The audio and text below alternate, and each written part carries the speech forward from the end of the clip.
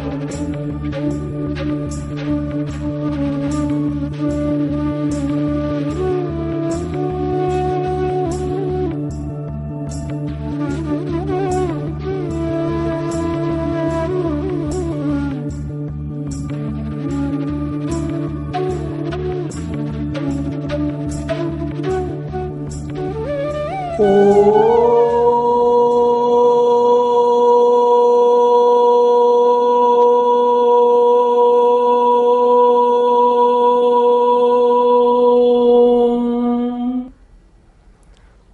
शांति शांति शांति।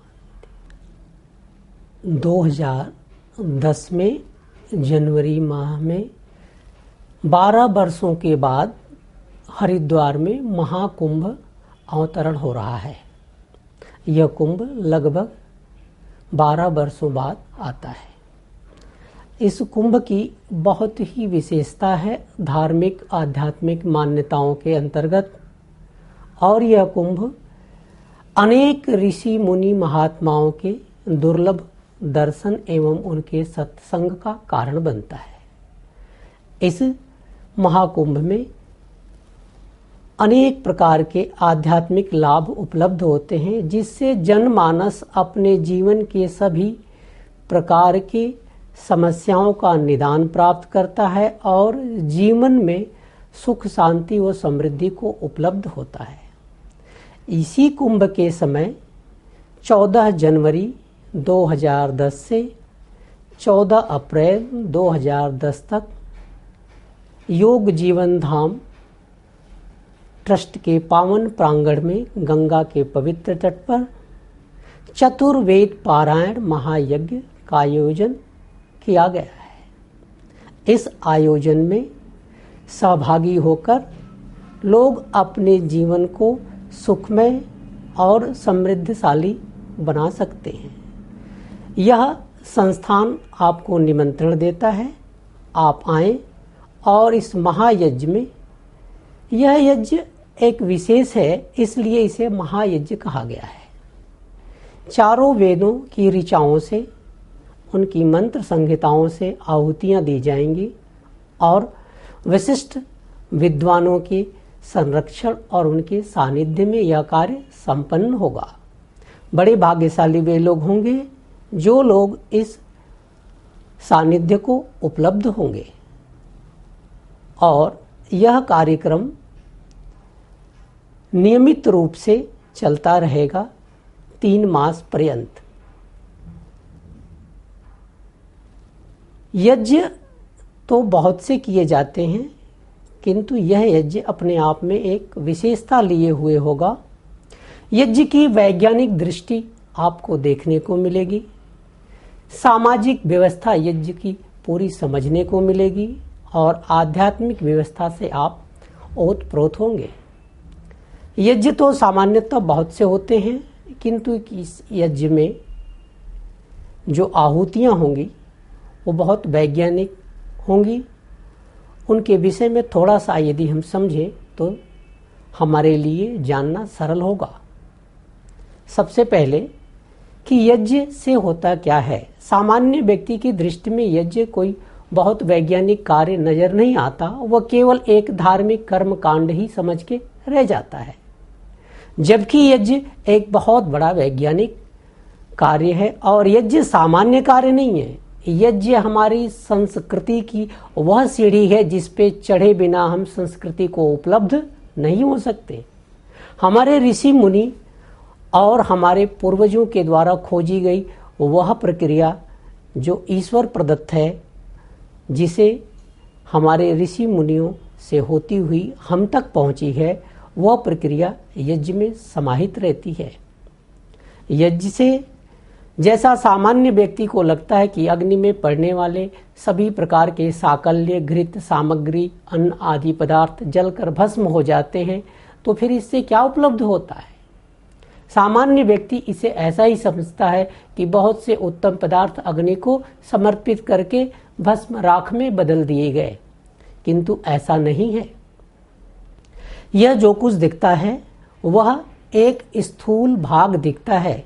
जिस प्रकार गुलाब का स्थूल भाग गुलाब पुष्प का बाहर से दिखता है और उसका सूक्ष्म भाग उसके नजदीक पहुंचने पर अनुभव में आता है, जिसे हम उसकी सुगंध कहते हैं।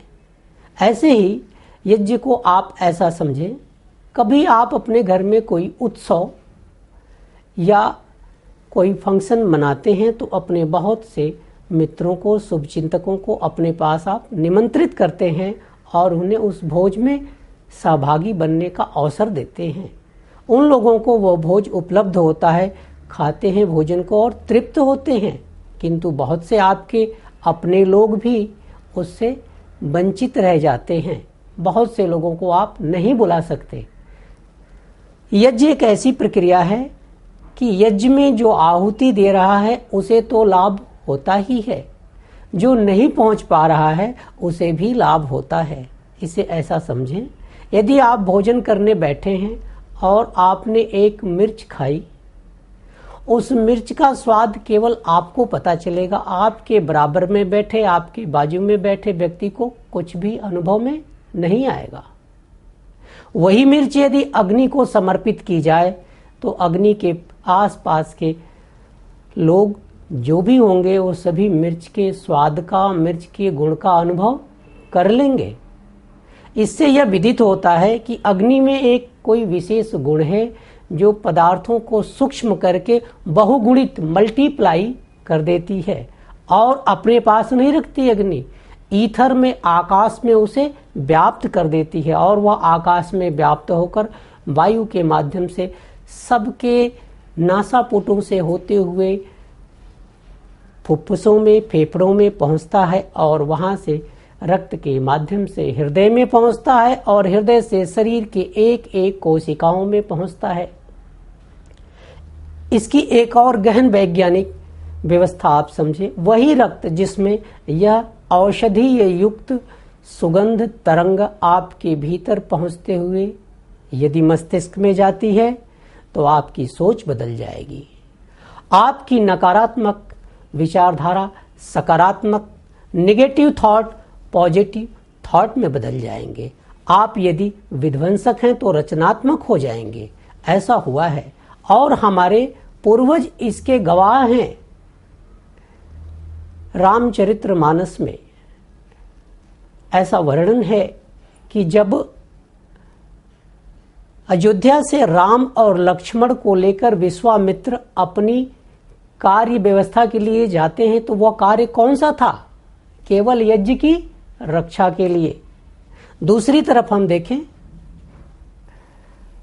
जिन्हें हम भगवान कृष्ण कहते हैं, उन्होंने बहुत बड़े यज्ञ पांडवों के विजय पे भी किया, राजसु यज्ञ किया, अश्वमेध यज्ञ किए और स्वयं ऐसा वर्णन है कि जब भगवान कृष्ण 5 पांडवों के लिए 5 गांवों का विचार लेकर हस्तिनापुर जा रहे थे तो रास्ते में शाम हो गई और शाम होने से पूर्व ही उन्होंने रथ रोककर वहां पे संध्या और हवन किया। उसके पश्चात फिर आगे बढ़े। हमारी जीवन शैली, हमारी संस्कृति कुछ और नहीं, हमारी परंपरा कुछ और नहीं। हमारे ऋषि मुनियों के अनुभव, उनके अनुसंधान, उनके रिसर्च से जो चीजें हमारे जीवन में सुख को बढ़ाती हैं वही हमारी संस्कृति है और वह सारी संस्कृति हमारे पूर्वजों से हम तक पहुंची है। एक और भारतीय हिंदू मानस पटल पे, भारतीय आर्य मानस पटल पे महापुरुष का नाम रहता है जिसे हम भगवान शिव या शंकर कहते हैं। उनके जीवन को देख लो, उनको समझना ज्यादा सरल होगा। उनका जीवन वही बीतता था, उसी क्षेत्र के वो राजा थे जिस क्षेत्र में मैंने तपस्या की है, हिमालय में। और जिन्हें हम भगवान शंकर या भगवान शिव कहते हैं, वे काशी तक उन्हें बुलाया जाता था बड़े बड़े यज्ञों को संपादित करने के लिए।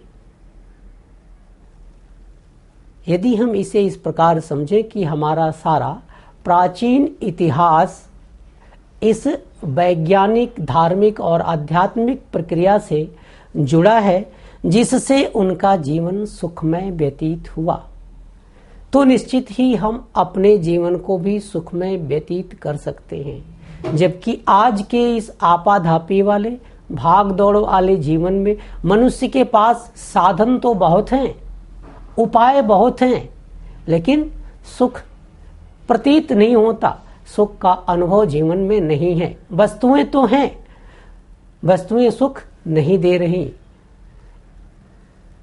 आज के इस झंझावत भरे जीवन में आप यज्ञ को अपनाएं और वैज्ञानिक व्यवस्था जो इसकी है समझ के लाभान्वित हों।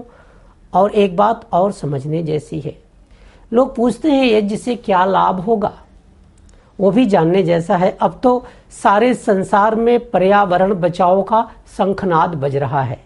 सारी दुनिया के लोगों को चिंता हो गई है कि ओजोन लेयर अब केवल होल नहीं रह गया, बहुत बड़ा गड्ढा जैसा हो गया।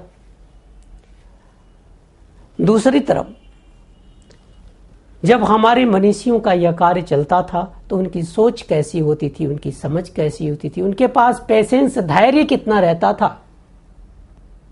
ये क्यों होता था?